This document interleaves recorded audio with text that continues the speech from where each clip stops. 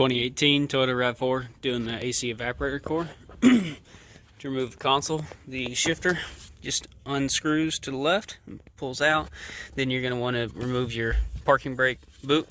It just pulls straight up. Once that's out, then you can pull this complete assembly off. It start at the back and pry up, and then start popping it off. Remove your two side covers. There's one on each side of the console here.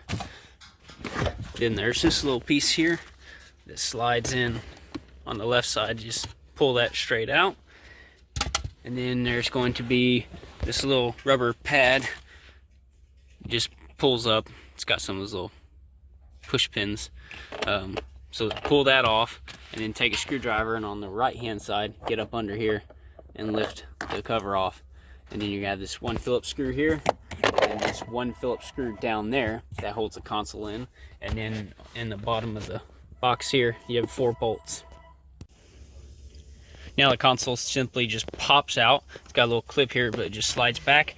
And then you have one electrical connector in the back underneath this tray for a like cigarette lighter back there. That's the only connector here for the console, except for that one piece that you pulled off. That first piece has got one little plug for the lights on the park reverse neutral.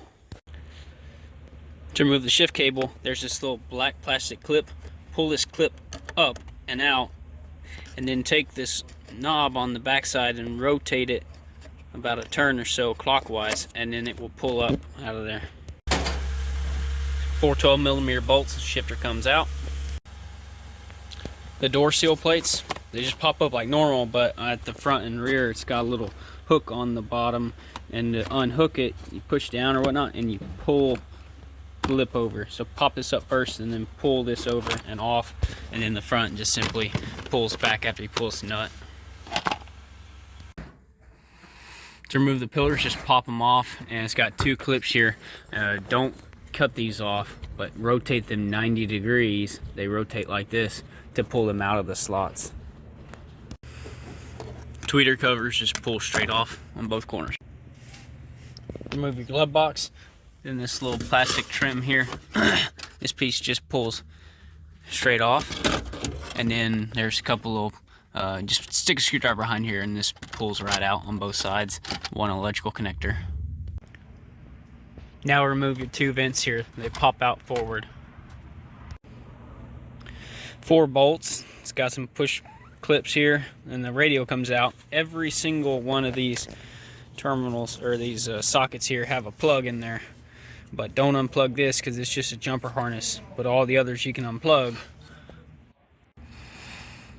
Take note that on all these foreign cars, your plugs can be swapped between components and they will plug in, and of course it won't work, so it's not right. So keep in mind where your wires came from for the radio, and they all come from this harness and this harness, nothing from down below. It's all right here and right here. AC module has 2 push pins here, so you pop it off like this and pull up. On the bottom it's just got these hooks. You're going to want to remove both tweeters. This cover comes off on the bottom, just a couple Phillips screws. When you pop it down, it's got one electrical connector. This piece here is the airbag. To get it out, there are 2 10mm bolts from the bottom you get, and then 2 10mm bolts that go in diagonally through here that you will actually be able to see. There's that one that holds it. And then to get this electrical connector off, there's a little black plastic piece in the center. Pry that all the way out, and then you're going to want to squeeze the connector. Well, you can't squeeze it with your fingers. Take a 90-degree pick and push in on it on the sides. Pop up one side and then pop up the other. Oh, and the rest of this piece here, it's just got retainer clips that push in around the perimeter. Rotate the wheel 90 degrees. There's one Phillips screw here. Do it the other way. There's another Phillips screw on the other side for the clamshells here. Then you can go ahead and remove your lower clamshell. Just got clips that hold it onto the upper clamshell. This one clip here, you want to, apparently, when you pull the clamshell down on the back side of it, you would push out like that a little bit to undo the clip. That clip hooks in right here, so it's got to come off of there towards the rear. And then the upper clamshell, it just pops off. It's got one little clip there that holds it, so I was just able to pull it off like that. And then there's those holes there. This little flap here has some pins, so squeeze those and push them through. This is that hook I was showing you on the lower clamshell. You just go through here on the bottom and you'll see it. It's hooked in like such. So if you take a 90-degree pick, you can grab it and pull it back. You can barely see it right there. When you remove the steering column, make sure to mark your splines. There is no master spline. Then there's just one 14mm bolt that holds this on, and then a couple nuts. And anyways, when you drop this thing down, this harness here won't let you drop it down. There's a little 10mm bolt. Pull that out, and that allows you to drop the harness far enough to then pull this little plastic thing off. This plastic piece goes over the motor here, so you can pull that off. It just pops off, and then you can unplug. There's two electrical connectors. Here's that 10mm bolt I was talking to you about. So it's gonna be, you're gonna have to be right under this thing doing this. This bezel just pulls off straight, and then the cluster has 2 Phillips screws on the top, and it has 2 retainer clips on the bottom. This piece just pulls straight out. This just pulls straight out forward, bunch of wires. These pieces here, they just pull off straight, and then there's a couple little connectors there.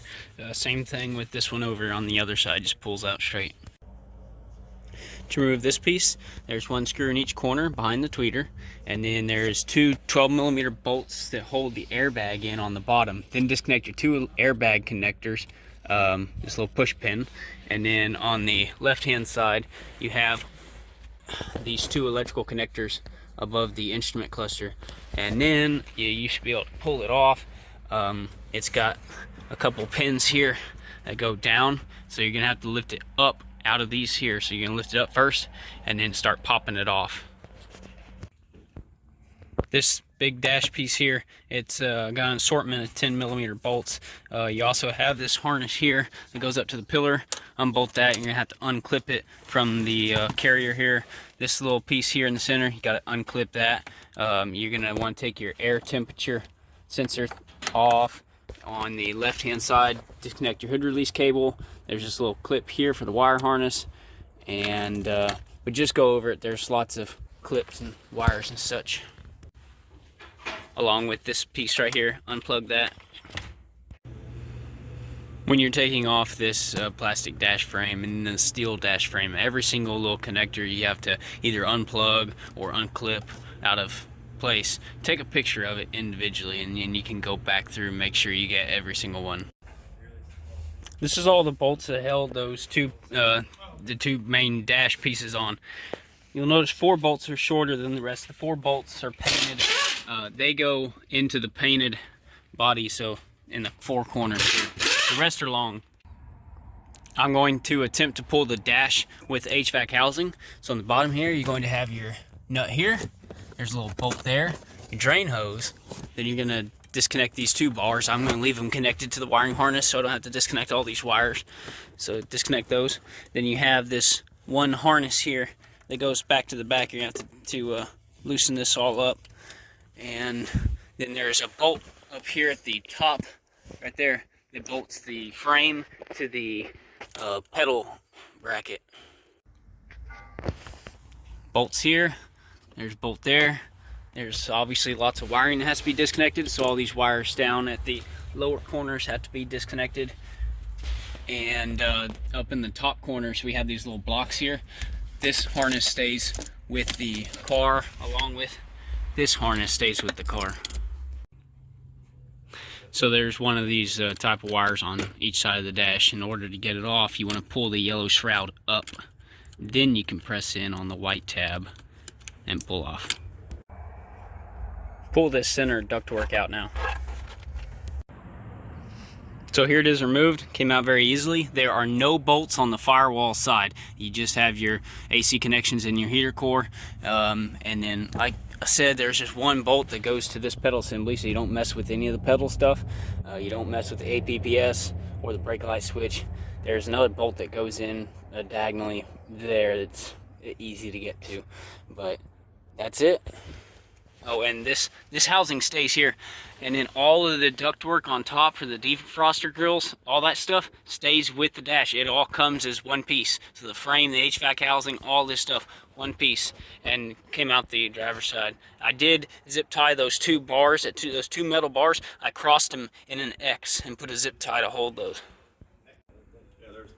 Go ahead and lay the housing assembly face down, and so the evaporator core is right on the bottom here, but to get to it you have to remove the blower housing, the blower section, because there's one little Phillips screw back behind here. So go ahead and to remove this, it's not very hard. There's a couple 10mm bolts that hold it. There's one over right here, and then there's this bracket here for this module.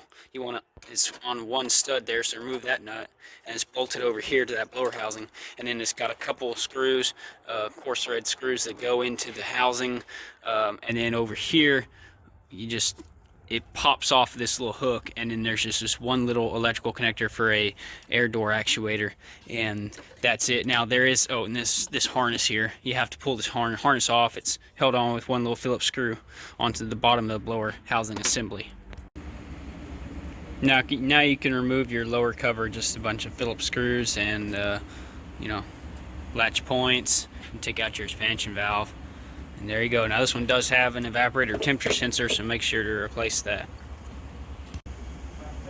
So when you're going back together with it, very important on the bottom here, the blend door actuators have those little plastic sheets, and those plastic sheets want to hang down depending on what position the blend door's in, and you can smash them in here. So make sure that you push the plastic sheets up into here when you put the cover on. Going back in with this top dash pad, make sure the defroster grill is pushed on with those clips up against the firewall, and then this piece, simply you're gonna go in at an angle and it's gonna slide down onto that piece of sheet metal, because it's got the hooks here that hook into it.